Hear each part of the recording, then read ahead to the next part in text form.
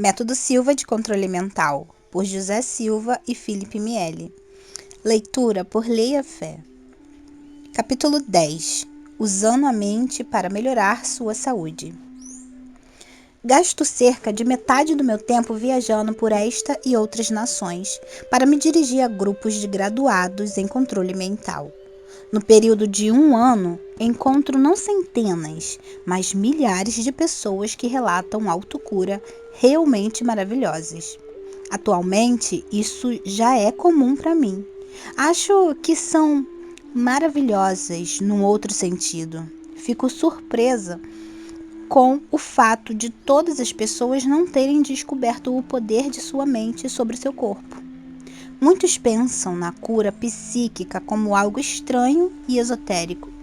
Contudo, o que poderia ser mais estranho e esotérico do que as poderosas drogas receitadas por médicos com seus efeitos colaterais prejudiciais à saúde?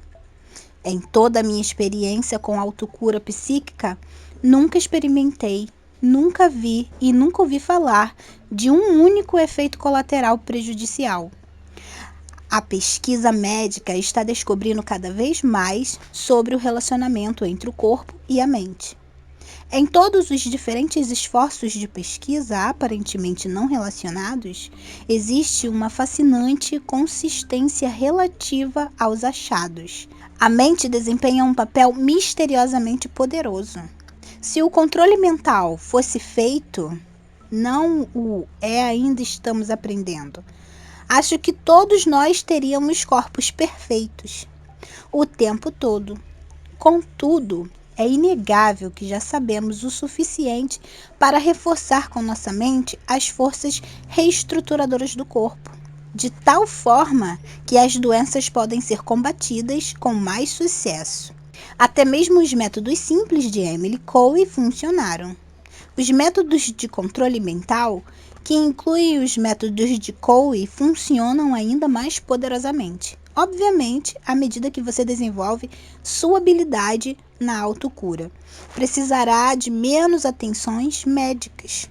Contudo, no atual estágio de desenvolvimento do controle mental e no atual estágio de seu desenvolvimento no domínio de nossas técnicas, ainda estamos longe do dia em que todos os médicos do país possam se aposentar. O que você deve fazer é consultá-los como faria normalmente e seguir seus conselhos. O que você pode fazer é surpreendê-lo com a rapidez de sua recuperação. Algum dia eles se perguntarão como foi que você o conseguiu. Muitos graduados relatam que usam o controle mental em emergência para reduzir hemorragias e dores. Exemplo: a senhora Donald estava no Texas, numa convenção com seu marido. Segundo o boletim de Norwich, Connecticut, ela mergulhou numa piscina e rompeu um tímpano. Estávamos a quilômetros da cidade mais próxima, e eu não queria fazer meu marido abandonar a convenção. Então entrei em alfa. Coloquei a mão sobre o meu ouvido, concentrei-me na área dolorida e disse: passou, passou, passou. A hemorragia parou imediatamente e a dor passou. Quando finalmente fui ao médico, ele ficou tão surpreso que não sabia o que dizer. Na autocura, há 6 etapas bastante fáceis de seguir. A primeira é começar em beta, a sentir que está se tornando uma pessoa plena de amor e, portanto, com grande capacidade de perdoar, e considerar o amor como um fim de si mesmo. Isso provavelmente vai requerer uma limpeza mental bastante completa. Veja o capítulo 8. Segundo, vá para o seu nível. Só isso já é um grande passo para a autocura, pois, como já disse anteriormente, nesse nível o trabalho negativo da mente, todas as suas culpas e raivas, é neutralizado e o corpo é liberado para cumprir uma função que lhe foi atribuída pela natureza: restaurar a si mesmo. Naturalmente, você pode ter sentidos de culpa e raiva muito reais, mas já descobrimos que eles são experimentados apenas no nível exterior ou beta, e que tendem a desaparecer à medida que você pratica o controle mental. Terceiro, fale consigo mesmo mentalmente sobre a primeira etapa. Expresse o seu desejo de alcançar uma completa limpeza mental, de usar palavras positivas, pensar positivamente, tornar-se uma pessoa plena de amor e com capacidade de perdoar. Quarto, vivencie mentalmente a doença que o está perturbando. Use a tela mental, veja e sinta a doença. Isso deve ser rápido. Seu objetivo é simplesmente focalizar suas energias curativas onde elas são necessárias. Quinto, rapidamente apague a imagem de sua doença e imagine-se completamente curado. Sinta a liberdade e a felicidade de estar com a saúde perfeita. Mantenha essa imagem, conserve-a demoradamente, aprecie-a e saiba que você a merece. Saiba que agora, nesse estado saudável, você está perfeitamente sintonizado com a intenção da natureza a seu respeito. Sexto, reforce sua limpeza mental mais uma vez e termine dizendo a si mesmo: a cada dia e de todas as formas, eu estou ficando melhor, melhor e melhor. Quanto isso deve demorar e com que frequência você deve fazê-lo? Minha experiência diz que cerca de 15 minutos é o melhor período de tempo. Faça esse exercício tão frequentemente quanto possa. Não menos do que uma vez por dia. Para isto não existe demais. Permita-me um adendo. Você pode ter ouvido dizer que a meditação é uma coisa ótima, mas que é preciso ter cuidado para não ficar tão encantado com ela a ponto de praticá-la demais. Isso dizem pode levar a um afastamento do mundo e uma preocupação pouco salutar consigo mesmo. Se isso é ou não verdadeiro, não sei. Isso se diz com relação a outras disciplinas da meditação e não com relação ao Mind Control. Nossa ênfase está na transcendência dos problemas práticos ou na sua desconsideração, mas sim em encarar os problemas de frente e solucioná-los. Você não pode fazer isto demais. Voltando à autocura, não há fim para a primeira etapa. Pratique-a em alfa, beta, teta. Se você a sente escapar durante o dia, imediatamente junte os 3 dedos para reforçá-la. Muitos dos nossos centros do Mind Control publicam boletins para seus graduados. Esses boletins estão cheios de relatos de graduados sobre o Mind Control, feitos por eles. Histórias de como controlam dores de cabeça, asma, cansaço e pressão alta são numerosas demais para serem contadas. Eis aqui uma que selecionei porque seu autor é um médico em atividade. Desde meus 11 anos eu sofria de enxaquecas. No início elas aconteciam ocasionalmente e podiam ser controladas, mas à medida que eu envelhecia elas se tornaram piores e finalmente eu estava tendo dores de cabeça contínuas que chegavam a durar 3, 4 dias, com um intervalo de apenas 2 dias entre os ataques. Uma enxaqueca plenamente desenvolvida é uma coisa devastadora, geralmente envolvendo um lado do rosto e da cabeça.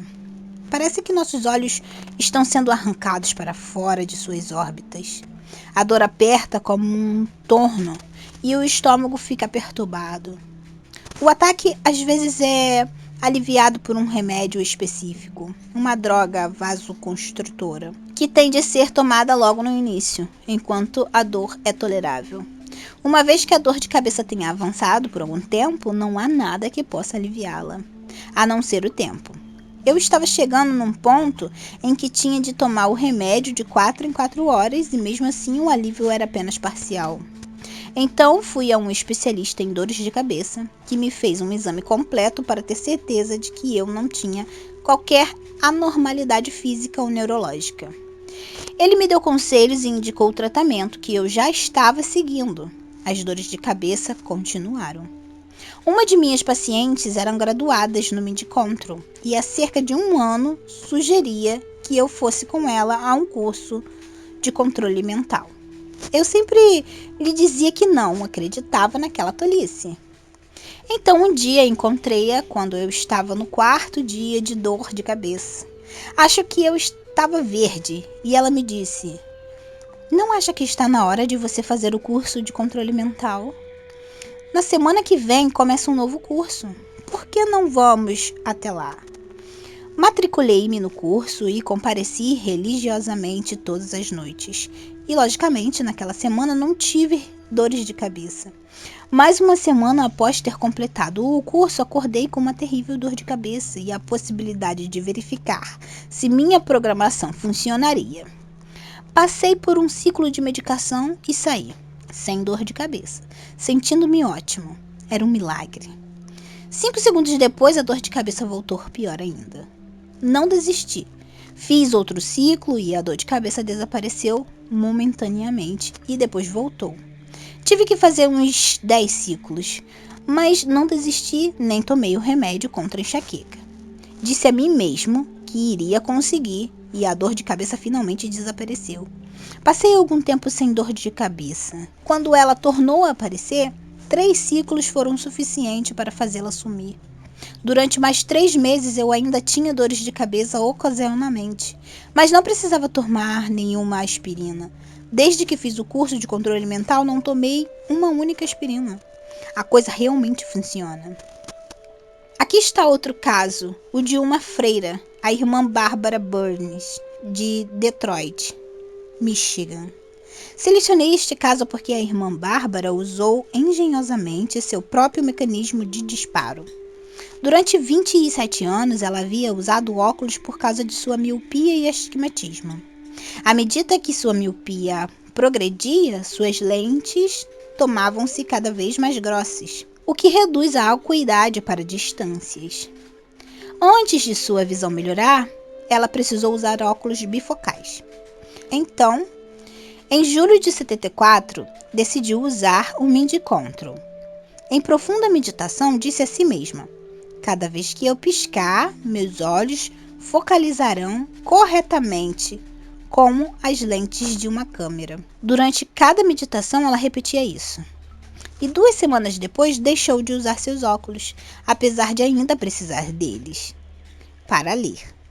Consultou o Dr. Richard, um optometrista e graduado do Mind Control, que lhe disse que sua córnea estava levemente disforme. A irmã Bárbara incluiu a correção da córnea em suas meditações. Durante o período de poucas semanas antes da próxima consulta com o Dr. Richard,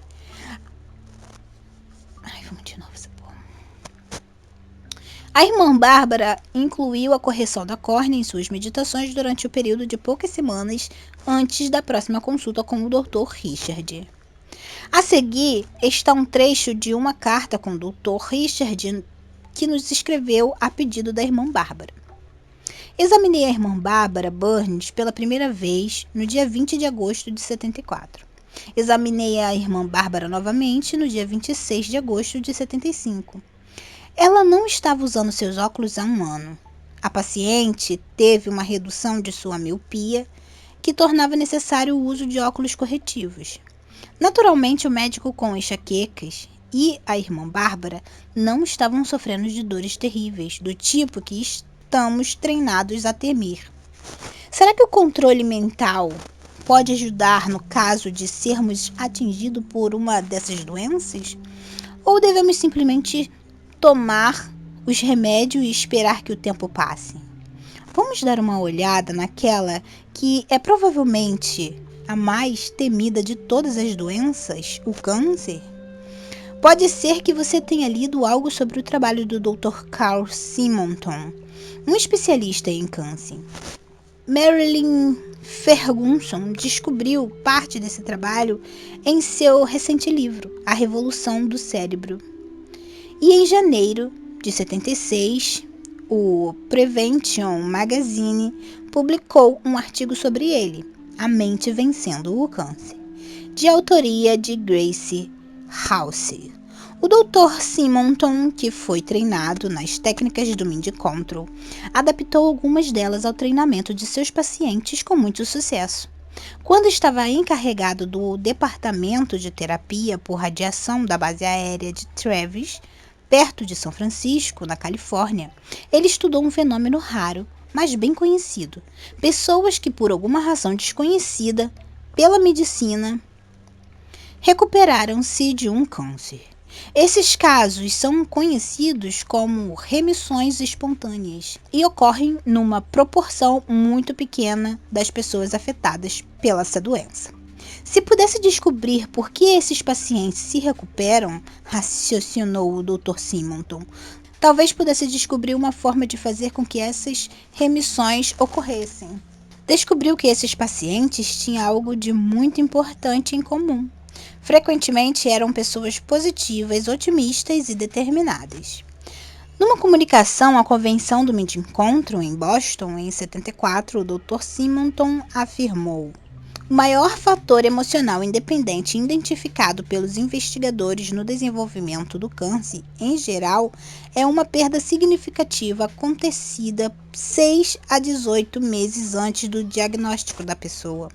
Isto ficou demonstrado que diversos estudos a longo prazo feitos por investigadores independentes com grupos de controle, verificamos que não é só aquela perda que é significativa, mas também a forma pela qual essa perda é recebida pelo indivíduo.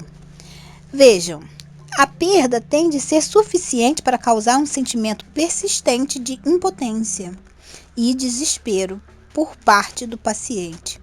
Assim, parece que sua resistência básica enfraquece, permitindo que o fator maligno se desenvolva clinicamente. Em outro estudo na base aérea de Travis, retratado no Journal Run Transpersonal Physiological, o Dr. Simonton classificou as atitudes de 152 pacientes de câncer em 5 categorias, de fortemente negativas a fortemente positivas. Então classificou suas reações à terapia, de excelentes a fracas. Para 20 desses pacientes, os resultados do tratamento foram excelentes, apesar da condição de 14 deles ser tão séria que tinham uma chance de menos de 50% de estarem vivos, 5 anos mais tarde. O que pesou na balança foi sua atitude positiva. No outro extremo da escala, 22 pacientes demonstraram uma reação muito fraca ao tratamento. Nenhum deles tinha uma atitude positiva. Contudo, quando alguns dos pacientes mais positivos voltaram para casa, houve uma modificação em suas atitudes e observamos que a doença se modificou de forma correspondente. Claramente, suas atitudes e não a severidade de suas doenças desempenharam um papel mais importante. O editor do Journal publicou as declarações do Dr. Elmer Green da função Manager. Carl e Stephanie Simonton estão obtendo resultados notáveis no controle do câncer, ao combinar o uso da visualização para a autorregulagem fisiológica com a radiologia tradicional. Em sua apresentação em Boston, o Dr. Simonton citou o presidente da Sociedade Americana de Cancerologia, Eugene Prendergast, que afirmou em 1959: há alguma evidência de que o curso da doença é, em geral, afetado pela angústia emocional. É minha sincera esperança podermos ampliar a pesquisa para incluir a possibilidade distinta de que na mente das pessoas existe um poder capaz de manifestar forças que possam acelerar ou inibir o processo dessa doença.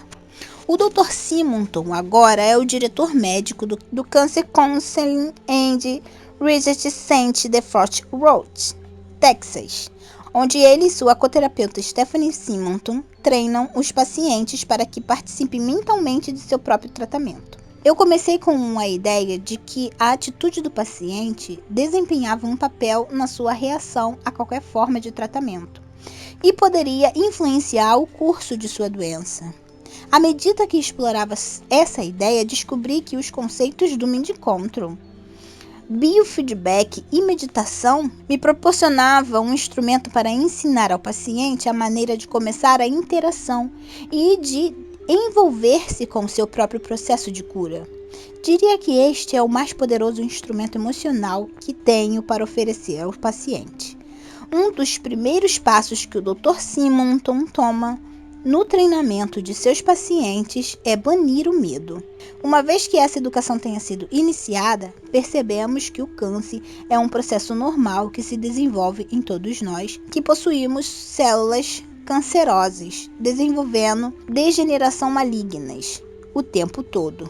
O corpo as reconhece e destrói, da mesma forma que enfrenta qualquer proteína estranha.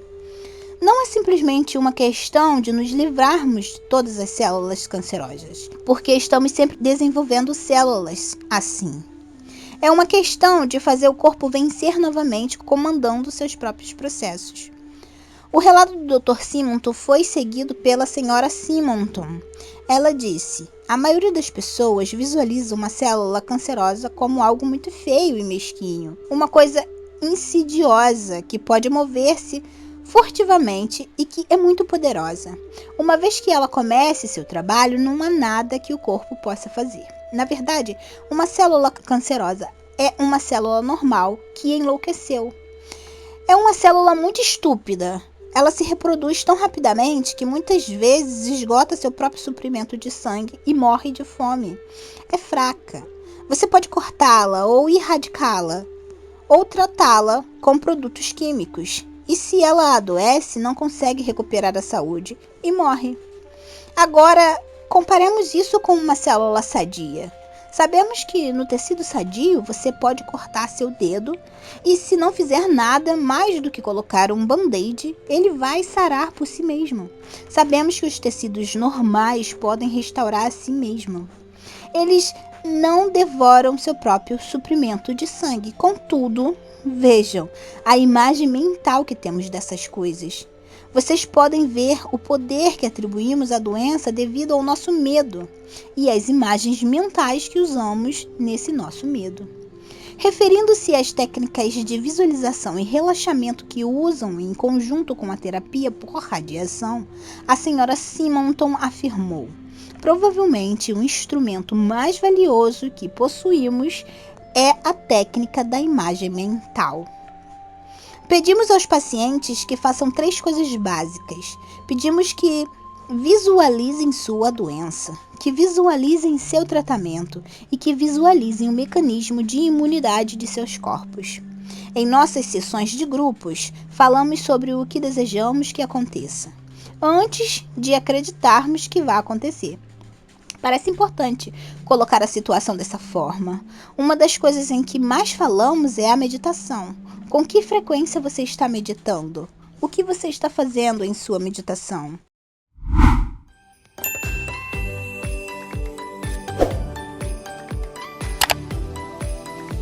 Facilite sua vida.